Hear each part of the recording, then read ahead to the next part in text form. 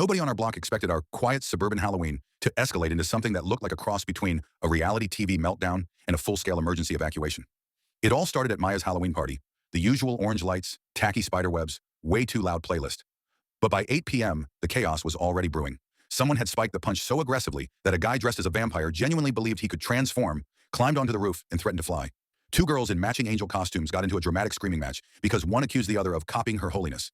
And then Maya's ex arrived out of nowhere in a zombie costume, only to find her making out with his brother dressed as a priest.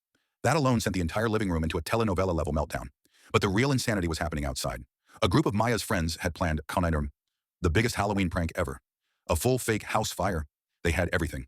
Fog machines turned into fake smoke columns, orange-red strobe lights inside the windows, fire sound effects blasting from a speaker, and one friend hiding behind the bushes rehearsing his dramatic fake call to 911 so the prank would look realistic.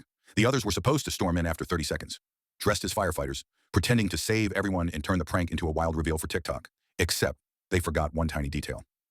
The noisy neighbor next door had no idea this was a prank. This man already hated Maya's parties. He was the type who'd file a noise complaint if someone sneezed too loudly. So the moment he looked out his window and saw what he thought was flames licking up Maya's house, smoke billowing everywhere, and people screaming in ridiculous costumes, he freaked.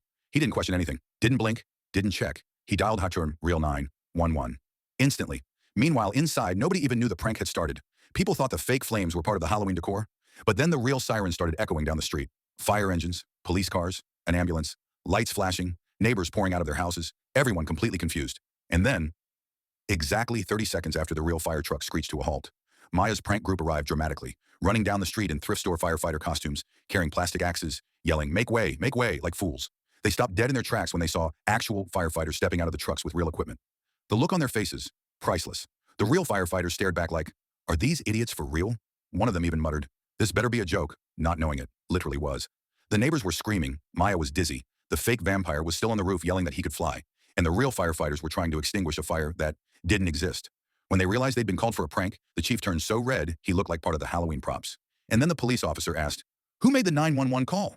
And the noisy neighbor raised his hand like a kindergarten kid, pointing at Maya shouting, they're out of control. By the end of the night, everyone was outside, shivering, confused, half drunk, half dressed, apologizing, explaining, crying, laughing, blaming each other. Complete absolute chaos. Even the firefighters were trying not to laugh at the group of wannabe fake firemen standing there holding plastic hoses. And that's how a harmless Halloween party turned into the most chaotic, unforgettable, absolutely ridiculous night our street had ever seen. A night that ended with real 911, fake firefighters, a furious neighbor, and a prank gone so wrong it became legendary.